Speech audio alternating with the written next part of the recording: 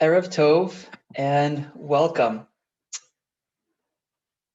This evening, we are going to be processing the 2020 Pew Study of American Jewry. And this evening's program is co-sponsored by Shaarei Tefillah and the Young Israel of Sharon, and featuring our very own local talent. It's really so wonderful to see so many familiar faces, both from my community here in Sharon and also my community in Newton, the community that raised me.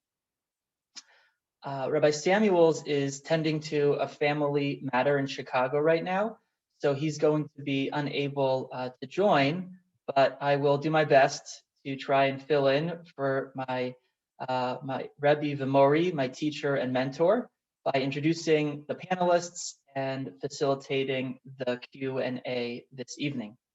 I'm also going to be trying to manage the technology, so I ask in advance for your patience and cooperation. A bit of housekeeping before we begin. You can write questions on the chat feature of Zoom, or even better, you can chat me privately through the chat function, and I will compile the questions and address them to our panelists at the conclusion of their prepared remarks, which will go until about 8:40, at which time we'll transition into those questions. Just a heads up that this is being recorded for those who couldn't be here live, and I'm sure that we will be sharing the link so that it can be spread. A quick framing thought. At the end of Parshat Ve'etchanan, Moshe tells the Jewish people that Hashem did not choose them because of their large population. The pasuk says, "Lo mirubchem mikol ha'amim chashak Hashem bachem vayivchar bachem." It is not because you are the most numerous of peoples that God set his eyes on you and chose you. Rather, Hama'at mikol ha'amim. It's because you are among the fewest in number. The Jewish people might be few in number, but we aspire to be wise with numbers, both understanding their importance and their limits. We rely on quantitative data in analyzing ourselves and making decisions for allocating resources for the present and the future. But we also know with humility that over-reliance upon data and statistics can be a bit counterproductive, as we might miss some of the power and depth of relationships, experiences, and even ideas. And so just as there is some ambivalence in the halachic tradition to the act of counting, so too we must strive to construct our community by drawing upon the right blend or balance of numbers and also non-numerical information. Our panelists this evening understand this balance very well, as they have devoted their professional careers to studying the Jewish community and their personal lives to actively growing it. They are here to help us understand the recently released Pew report and to elevate certain substantive findings and patterns that we should be paying attention to. I'm going to introduce the panelists all at once in the order that they will be speaking, and then I will hand the virtual mic over to them. We'll be starting with Dr. Michelle Shane, who is the Assistant Director of the Center for Communal Research at the Orthodox Union. Before joining the OU, Michelle spent 10 years as a researcher at Brandeis University's Cohen Center for Modern Jewish Studies. She's a social scientist who combines academic expertise and passion for the well-being of the Jewish community. She served as an expert advisor to the 2020 Pew Study, which we will soon be benefiting from directly. And I will also add that she is an outstanding member of the Young Israel community, always sharing her time and knowledge with generosity and humility. I'm also a big fan of her kids and love that they love to use the zip line in our backyard, especially Elizabeth and Zachary. Professor Jonathan Sarna is a university professor of American Jewish history and director of the Schusterman Center for Israel Studies at Brandeis University. All of us know him as a recognized and leading academic and commentator on contemporary American religion and life. He served on the advisory board for the 2013 Pew Study of Jewish Americans. And citing just a few of his books would take up the rest of this evening, but on a personal note, I will say that I'm a big fan of your kids, Aaron and Leah, who were in my groups at Shaarei Tefillah growing up when they weren't sitting next to you and your wife at Shul. And my wife and I share a special relationship and admiration for Leah, who was once upon a time a student of ours and is now our teacher. Our third panelist is Professor Sylvia Barrick-Fishman, Professor of Contemporary Jewish Life and Culture, Emerita at Brandeis. She's written extensively on anti-Semitism and anti-Zionism, Israel, diaspora relations, Jewish identity, and much, much more. Her husband, Phil, and her hosted me and my family for many memorable and beautiful Shabbat meals growing up.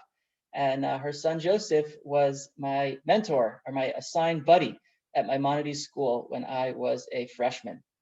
So now that I have sufficiently inserted my connections to all of our panelists' children, I think it's time to allow them to speak. And we are going to start with Dr. Shane, who will give us some background on the Pew Study and share a brief analysis.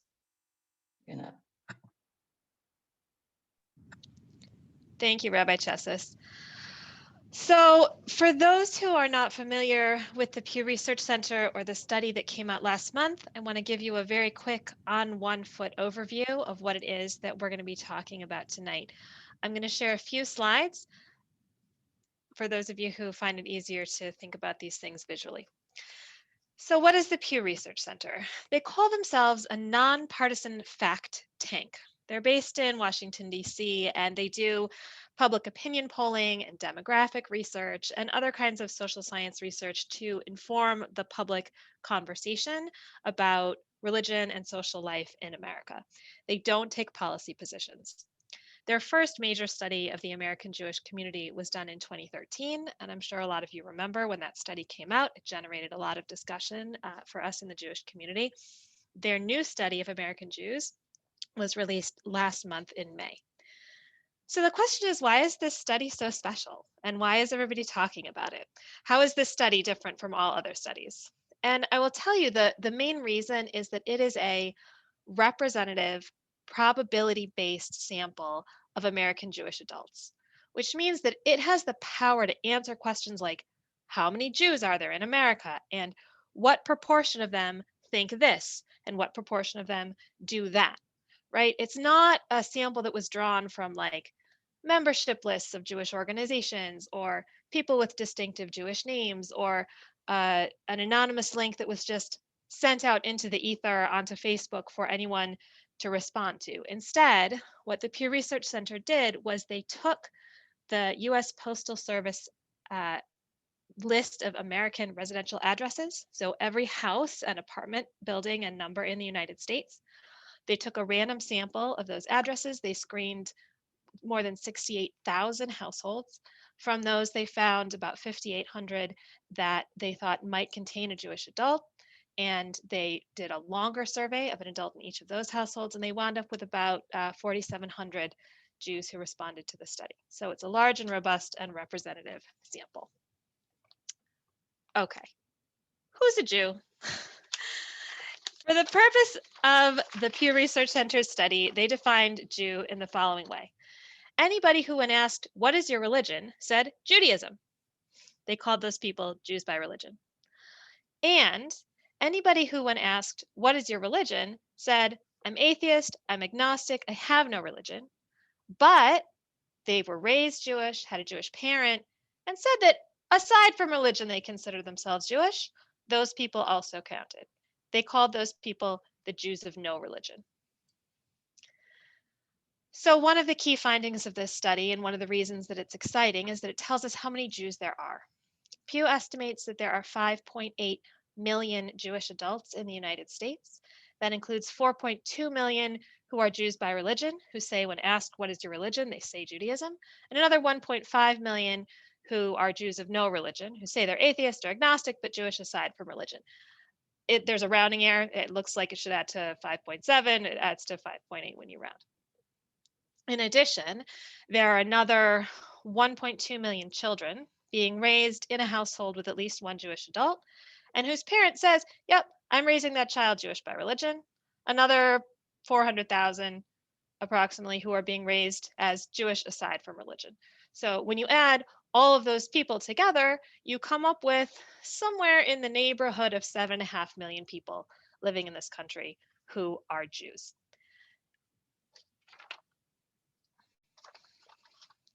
This is the breakdown of those Jews of no religion versus those Jews by religion according to age categories. So what's important here is to note that overall, when you look at all American Jewish adults, 73% of them say that their religion is Judaism. But there's a strong age gradient there, meaning that of those 65 plus, fully 84% say their religion is Judaism. When you get down to the age 18 to 29 category, so the youngest millennials and the oldest Gen Zers, only 60% say their religion is Judaism. Fully 40% of them say that they have no religion at all. Identifying as a Jew of no religion, particularly in that youngest age cohort, is highly correlated with having only one Jewish parent as opposed to having two. So what I want to look at with you now is the story of polarization, which was one of the biggest stories of the Pew Report.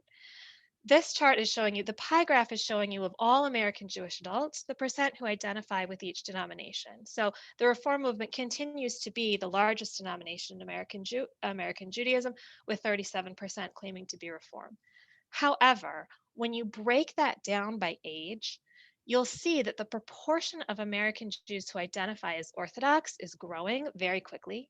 So at this point, 17% of American Jews between the ages of 18 and 29 say that they're Orthodox.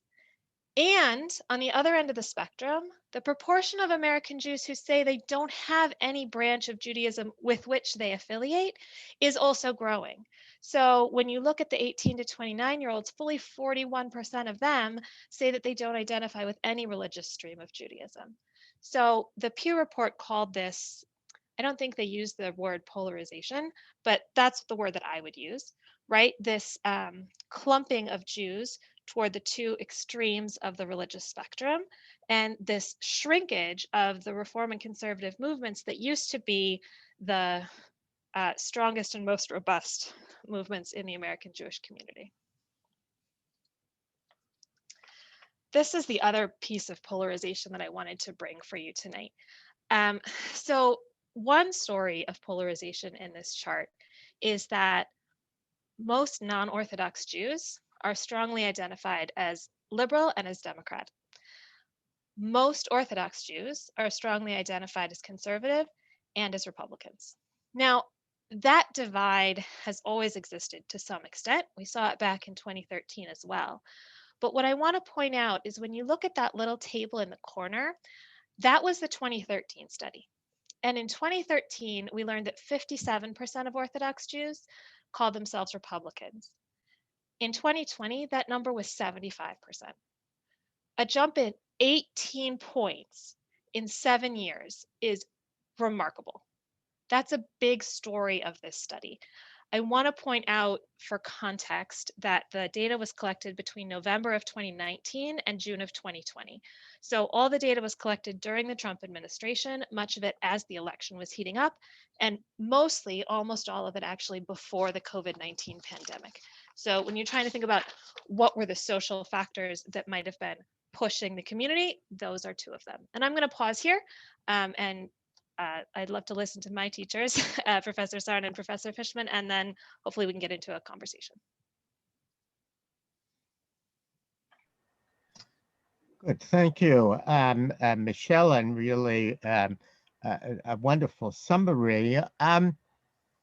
Those who have listened a little bit to the way the pew has been portrayed have heard that the big story is that there isn't a big story. That's not the way Michelle put it, but the Pew people said the big story is Jews are culturally engaged, increasingly diverse, politically polarized, and worried about anti Semitism. Nobody would be astonished by that. And indeed, some of the pundits really focused on the fact that there wasn't much new. I have to say that I think that there is some big news here, and I'm deliberately going to focus a little differently than Michelle. But before doing that, I do want to make just one point about intermarriage. Um, the Pew survey shows that among non Orthodox Jews, those who married over the last decade, 72%, 72 married someone who they identified as non Jewish. In other words, it wasn't, are you intermarried? It was, what is the religion of your spouse? Now, there have been some who said, well, that hasn't changed much. Of course, when you think about it, when the number is 72%, it's not, doesn't have that far to rise. And that's a big number. And I think that it's very important to do what Michelle began and to point out that the big story here is the difference between Jews who are either themselves intermarried or the children of intermarrieds on the one side and in-married on the other. That's not the way Pew tells the story, because the Pew people are talking broadly about American religion. They're interested in, are you religious or do you have no religion? And they see polarization not only in the Jewish world, but also in America as a whole, between those who have religion, those who don't. They've done a great service by pointing out the differences. But for those of us who operate within the Jewish community, I think it's very important to realize that the big story now is really in married, out married, and it is, I think, possible already to see differences. And once the full data set is released, meaning once they give out the set and allow people to make their own cross tabulations, I think it will become even more clear that the gap between the in married and the out married is really very significant. Already, it is possible to use Orthodox as a kind of proxy for in married and Jews of no religion. 80% of the, according to the survey we have, 80% of the Jews of no religion are really, as Michelle said, people who do not have Jewish spouses. So Jews of no religion is a kind of proxy for intermarriage. Now, why is that so interesting, especially to me as a historian? When I started out in the 1970s, there was a lot of discussion and important books that many people will remember, arguing about that even though we knew there were different kinds of Jews, there was a kind of what they called civil Judaism. There was a kind of shared set of assumptions that Jews had, all and Federation Jews and synagogue Jews really all believed in the unity of the Jewish people, in mutual responsibility. Jews were responsible for one another, in the centrality of the state of Israel, and most of all, in Jewish survival, or later that was amended to Jewish continuity. I am sure that many people of a certain age heard a lecture, "Will your grandchildren be Jewish?" That was about Jewish continuity. And the assumption was that whether you were a religious Jew or a Jew who went to Jewish community center and didn't go to synagogue, whether you were centrally in the Federation or not, everybody was bound by those beliefs. The most striking finding to me of the new Pew is that that's simply no longer the case. And this kind of unifying civil Judaism, civil religion of American Jews, has ceased to exist, and that sadly tells us something about the unity of the Jewish people. In a way, it also tells us something about what's going on all around us in debates that go on social media. The When you, for example, ask about the unity of the Jewish people, 95%, that essentially everybody in the Orthodox community says, "Oh, well, we have a great deal of a sense of belonging to the Jewish people." But when you look to the Jews of no religion or the Jews who affiliate with no branch of Judaism, in both cases heavily intermarried, they disagree. They don't feel a sense of belonging. They answer none, not much, some, but it's a very striking difference. Similarly, when you ask about mutual responsibility, how important is it to help Jews in need around the world? 95%, which in these terms is everybody in the Orthodox community, says, "Oh, a great deal." And all Jews by religion, the Reform, Conservative, 87% feel that way. Jews of no religion, a third of them don't feel responsible for Jews in need around the world.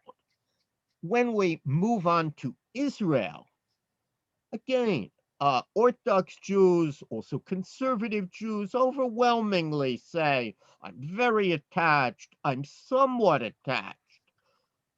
On the other hand, a significant majority of the Jews of no religion, whom I'm calling intermarried, say they're not too, or maybe not at all attached to Israel. So again, you see that great that great distinction. And the widest gap of all is actually on the last issue of Jewish continuity.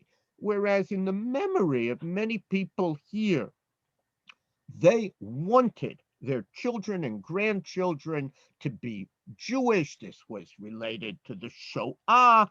They could be any kind of Jew, but they had to be Jewish. Now, look at these differences. Orthodox Jews, 91%. Yup, it's very important that our grandchildren be Jewish, they said.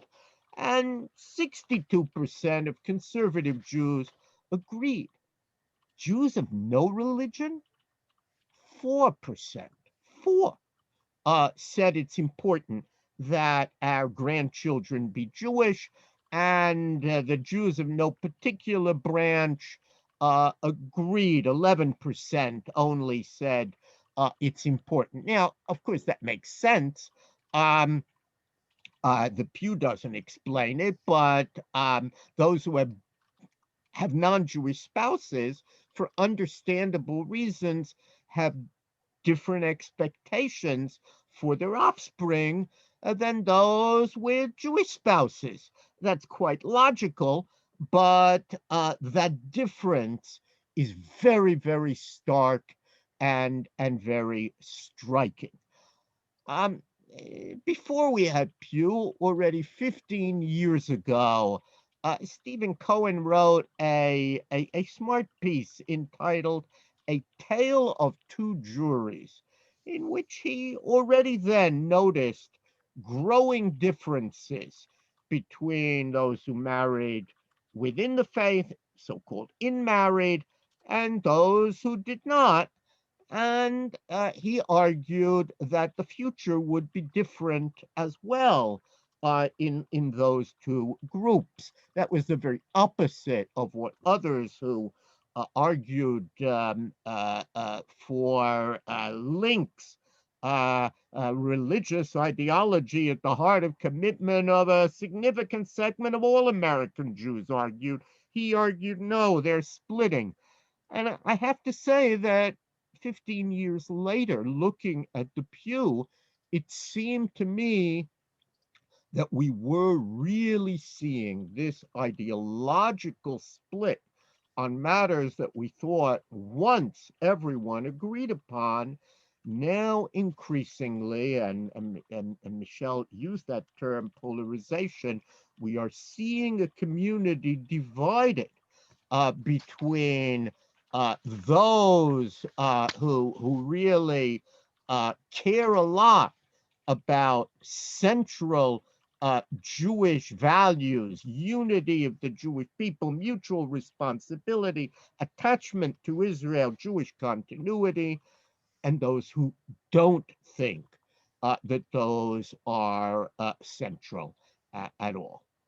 So I'll stop there and Thank you so much, Professor Sarnoff, for elevating those themes. Before I hand things over to Professor Fishman, I just want to remind everyone to use the chat function to ask questions. You can privately chat me.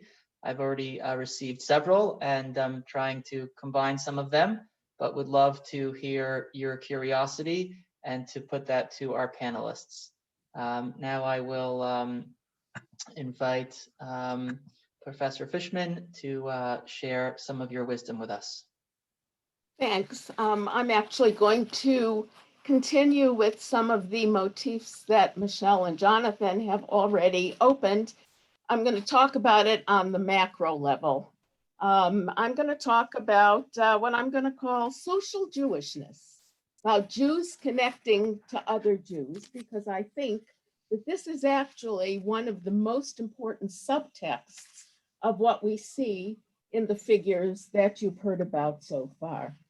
One of the most powerful messages of the Pew 2020 is that many of the activities that might be termed religious also have a strong impact on the feelings of Jews being connected to other Jews, tribal ties, you might say, in friendship circles, in communal circles, and internationally, in caring about and feeling responsible for Jews around the world, as Jonathan mentioned.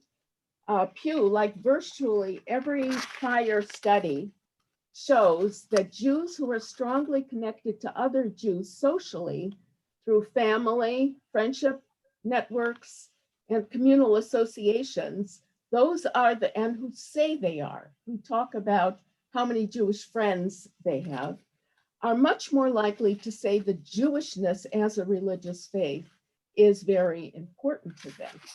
And as Jonathan mentioned, 30 and 40 years ago, secular Jews also had mostly Jewish friends. In fact, one of the, you might say, humorous aspects of doing research decades ago was that Jews very often said that it was not important to have mostly Jewish friends because they felt that would sound like they were being exclusivist.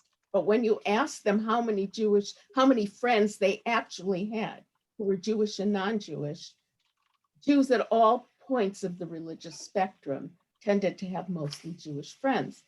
Well, that social Jewishness is what is gone, except for people who are connected with one of the wings of Judaism.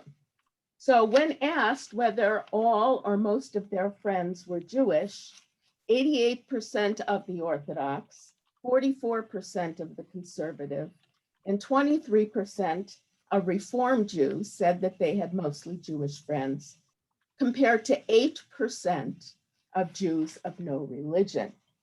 And these friendships, these social ties, don't only affect who we all hang out with locally, they affect feelings of belonging to the Jewish people. So the statistic that Jonathan gave you, the subtext for that statistic of high levels of belonging among Jews who affiliate with one of the wings of Judaism, is that that is where they are getting together with their Jewish friends.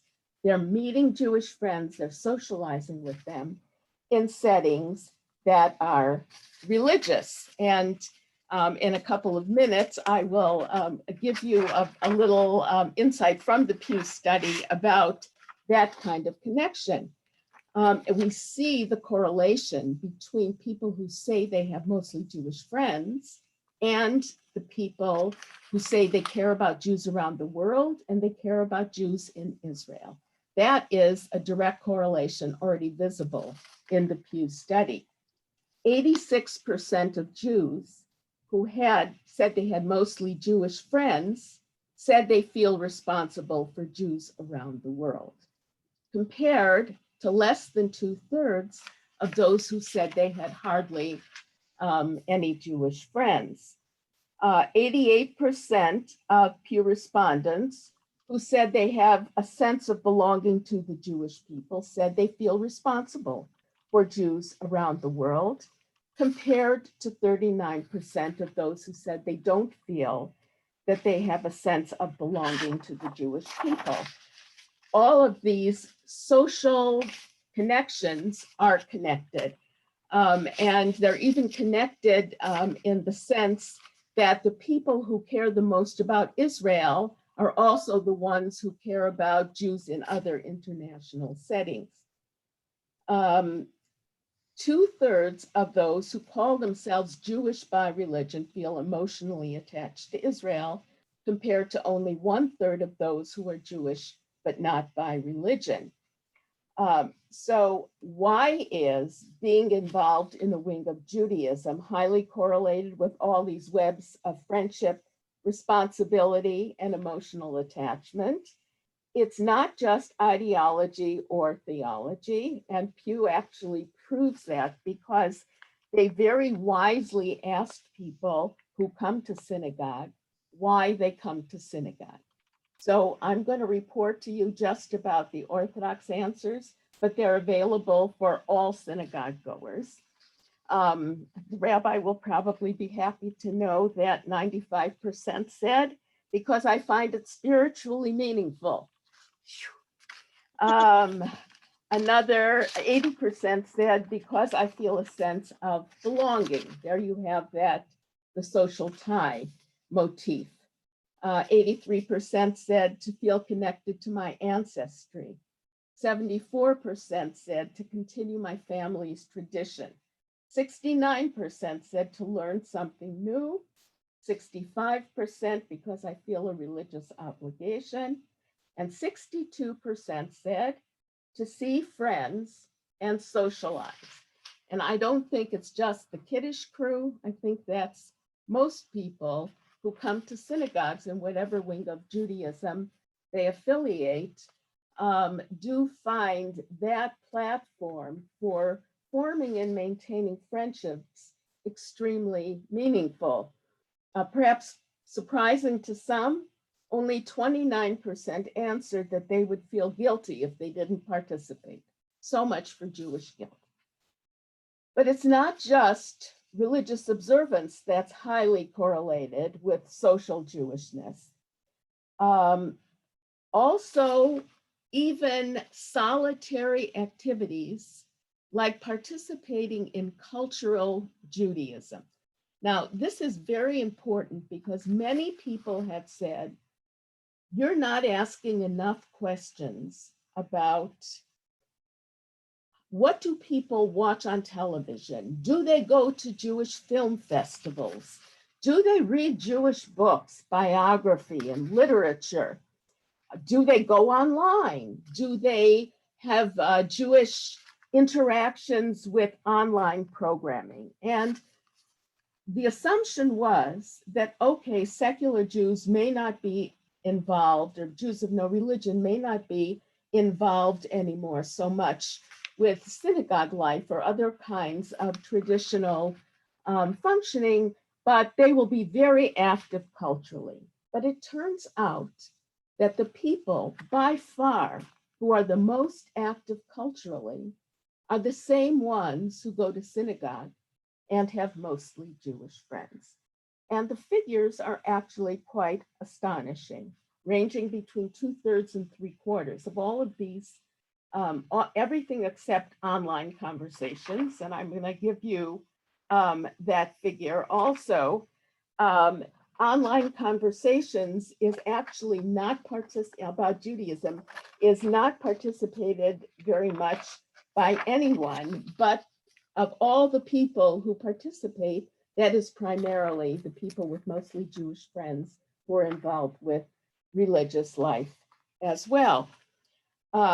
So we could talk about traditional religious behaviors, but and I'm happy to talk about that if you want during the Q&A, but I think that the main idea that I really want to get across is that social Jewishness, as helped by religious settings, is one of the most significant factors in this polarization that Michelle mentioned.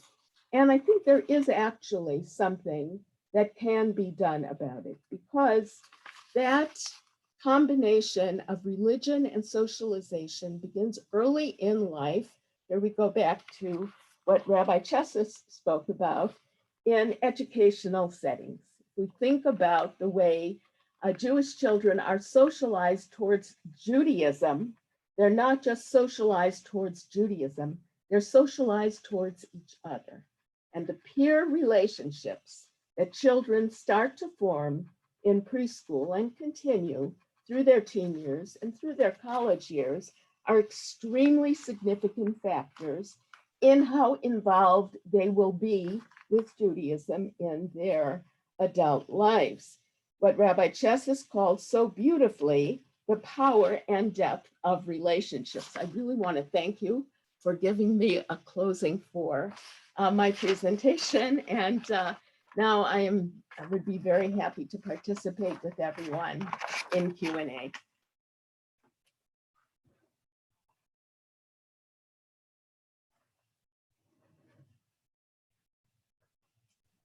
Okay, thank you to all three of our panelists for those wonderful insights. I have an impossible task of trying to ask about 15 questions in the next 18 minutes, and we're going to try, and we will keep to our 9 o'clock ending time. So I think I'm going to try to take some of the overlapping questions and direct them at specific panelists. And so we'll start with you, Michelle.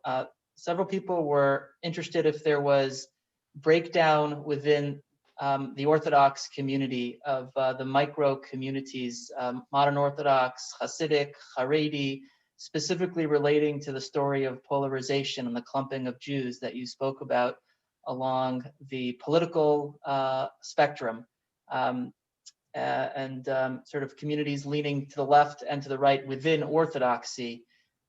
If you could speak to that. Thank you for the question. So this study was designed to be able to speak to the characteristics of American Jews as a whole.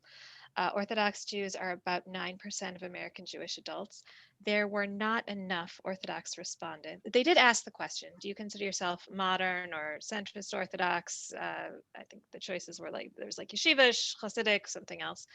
But there were not enough Orthodox respondents to the survey for them to be able to break the Orthodox subpopulation into a further set of subpopulations and look at differences. And it's not that they don't care about those differences or that they aren't aware of them, but it wouldn't be responsible to sort of put an estimate out into the world that had such a wide confidence interval around it that it was basically meaningless. So for us as an Orthodox community, I think the way to think about this study and its utility is, what does it tell us about our relationship to other Jews who don't identify as Orthodox? What does it tell us about the American Jewish community as a whole? And I'll just plug my own center for a moment. Would it be worthwhile for the Orthodox community to collaborate on a representative survey sample of Orthodox Jews, right? And what kind of resources would that take, and what might we be able to get out of that? Okay, thank you so much. I guess we'll go just in order of the presentations. Jonathan, two people were interested in, I guess, comparing the tale of two Jewries to the 19th century and the assimilation and the rampant assimilation that took place during the Haskalah. And what lessons can we learn? What similarities and differences are there as we can identify this ideological split happening in our time? It certainly feels unique, but it's not. And so I guess if you could speak a bit towards that question. Well, first of all,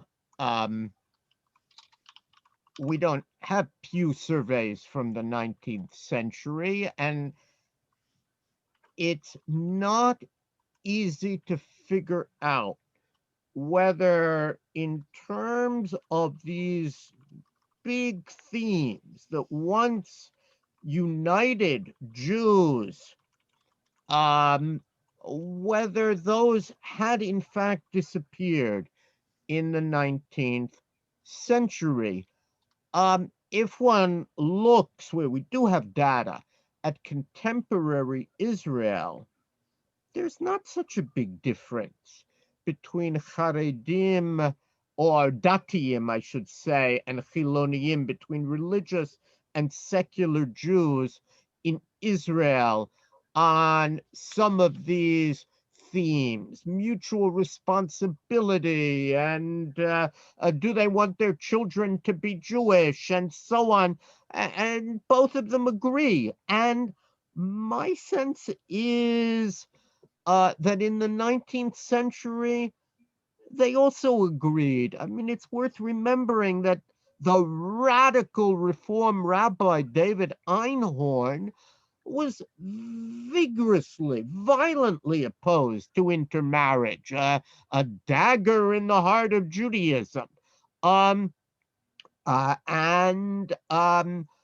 Intermarriage numbers were not approaching 72%. Now, you do have in some European countries very high percentages of intermarriage, especially, say, in Germany in the Weimar period or pre-Weimar.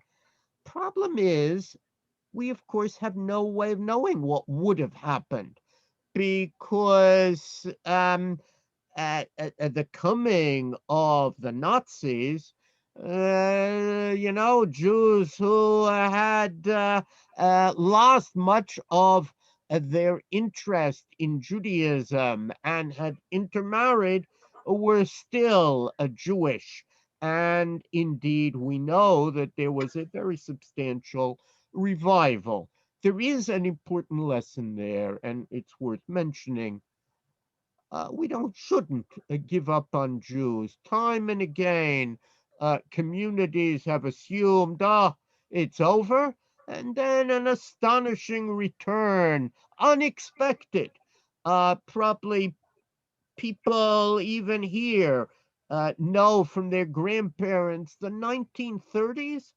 People assumed, orthodoxy, maybe religion in general was finished. All the young people were turning communist and socialist. And then it reversed in the 1950s. So one should never read a study like this and do too much prediction. You always have to remember there are counterexamples. Nevertheless, um, just to finish it off, there were similarities and I think differences from the 19th century, and the American setting with so many of no religion and so on is somewhat different than the setting of Europe, which didn't quite allow for what we see today in the United States. So similarities and differences. Thank you, Professor Sarnat. I just want to underscore the importance of that point of resisting the alarmist kind of instinct. And I've cited several of your articles before, which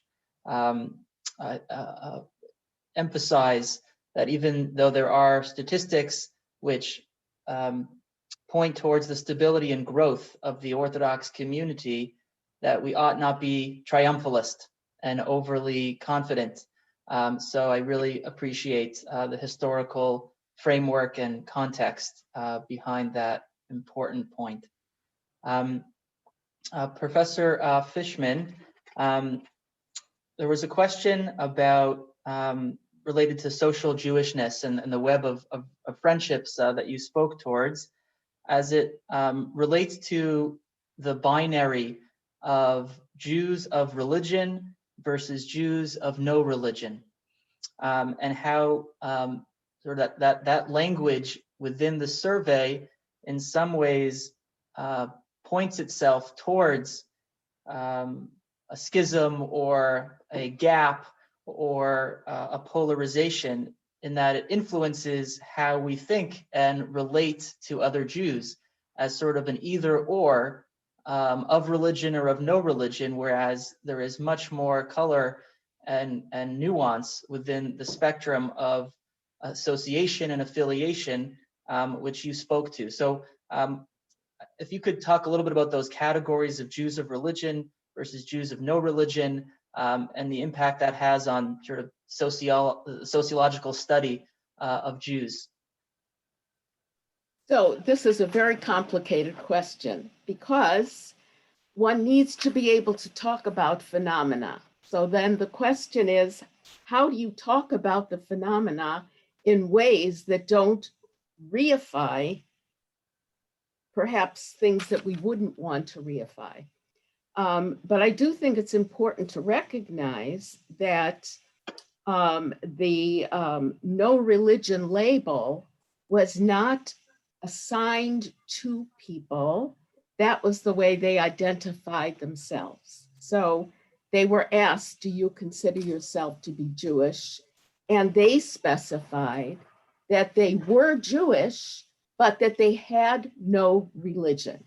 So we are essentially using their words. Now, you're absolutely right that then that creates a kind of binary. But one of the things that we see when we look at their descriptions of themselves is that they are not like the people who might have been called Jews of no religion in the 19th century, to go back to that previous question, where you had secular Yiddishists, secular Hebraists, secular Zionists, those kinds of rich flowerings, which were far removed from the synagogue, but had some of the similar values.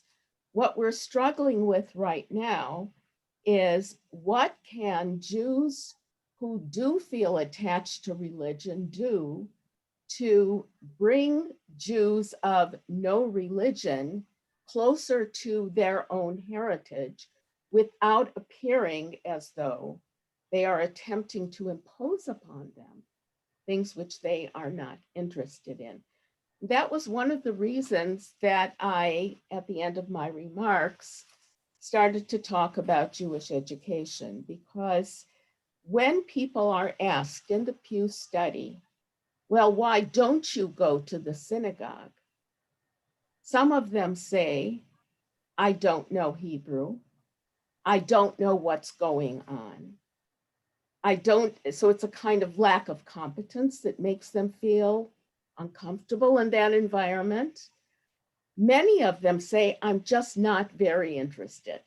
So then the question is, how do you engage people? How do you get them interested? Because it's in educational settings that we have the opportunity to build those social ties, which are obviously available to everyone, regardless of where they situate themselves religiously.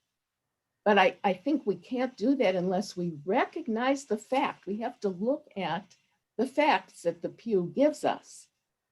We have to recognize the fact that many of the people who define themselves as Jews of no religion also do not have a lot of Jewish friends, also do not have an emotional connection. So we have to find other ways to engage them and to build the social connections, perhaps even more importantly than the cognitive or cultural connections. There's a lot to say in response to that, and how the responsibility perhaps is now more upon the Orthodox community as it grows, especially in the younger demographic. 17% of Jews under 30 years old identify as Orthodox. How much of the responsibility to build those webs of social connection and to not give up on the project of Jewish peoplehood. How much of that onus now rests upon the modern Orthodox population is a meta question that we could have a whole nother panel about. I do want to give voice to another theme within the questions in the last 5 minutes that we have, which is about the timing of the Pew study. That my understanding is that it was mostly concluded before March of 2020, which makes it ancient history. So much has changed in the world as we know it, and so many changes have accelerated and amplified during the pandemic of over the last 15 months or so. And so the question is really about what or which of those sort of fault lines or which of those themes do you see in the current moment having sort of looking at the current contemporary moment as we emerge from the pandemic as having been accelerated? Are there trends or themes or sort of pieces of big news that you think have become more accentuated over the course of the last 15 months? And this is open to any of the panelists if there are sort of contemporary commentary that you want to offer. I know we don't yet have real perspective on the winds of change that are still howling, but just curious about the relevancy of this study, given that it took place before a huge tsunami of change in our social frameworks. If there are things that you think really became more expressed as a result of the pandemic. I'd say two quick things. The first is that at the beginning of the pandemic, I remember most people were worried about the mental and emotional well-being of older adults, right? Imagining that older adults were going to be alone and without, the kind of social support systems or tech savvy that would be necessary to get them through the pandemic. And it turned out, in research on the U.S. population in general, in research on American Jews done by my former colleagues at Brandeis's Cohen Center, in research that we've done here at the OU, that in fact the opposite was the case, that the age group in the United States that suffered the most sort of detrimental mental health effects as a result of the pandemic were actually the youngest, between the ages of 18 and 29, those who were less likely to be married or be in stable living environments, or have the kind of stable and steady relationships or employment that sort of gave protection during the pandemic. So that's one thing that I think is important to remember. And the other is that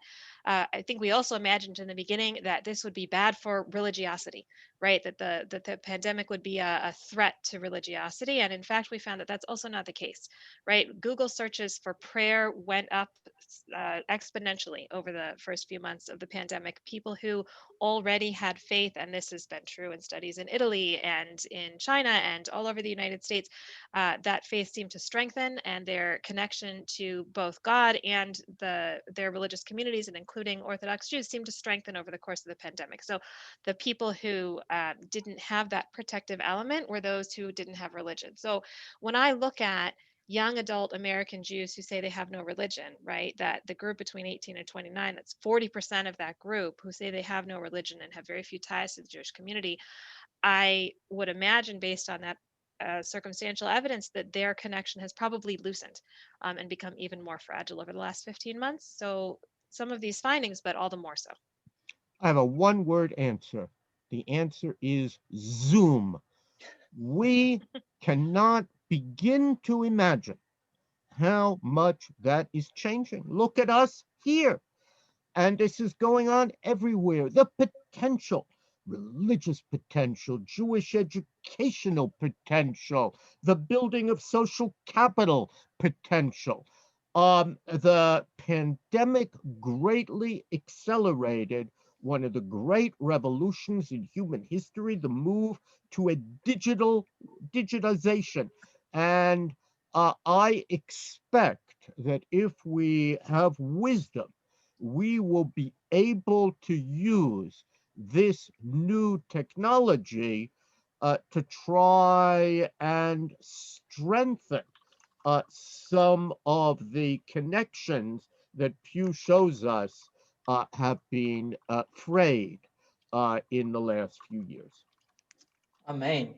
Yes, I would totally agree with that. And that's actually a great coda to, remember I made the comment about how internet usage for Judaism was fairly low among everyone except the real shulgoers. They seem to be the ones who were on the Jewish channels, but that totally changed. Documented in like every segment of the community found something or was looking for something on the internet. So we really have a kind of a rebirth potential here, because people have gotten used to that way of accessing things. The caution I would give is that then the personal needs to be made part of it as well. That not to depend on Zoom or not to depend on the internet for everything, but to understand that human beings being what we are, we want the personal connections as well, and to build on what we can engage people with the internet they've gotten used to using now, and to rebuild those personal connections as well. Well said. And I think that's a wonderful and appropriate note to conclude on. And we want to thank each of our panelists for sharing your wisdom and your insights as we try and unleash this rebirth potential, as you put it, Professor Fishman, in leveraging our shared local talent and having combined programming. It was very sweet to be able to see both our communities benefiting from one another. And I look forward to many more such opportunities in the future. I wish everyone a Laila Tov. Thank you everyone so much for joining.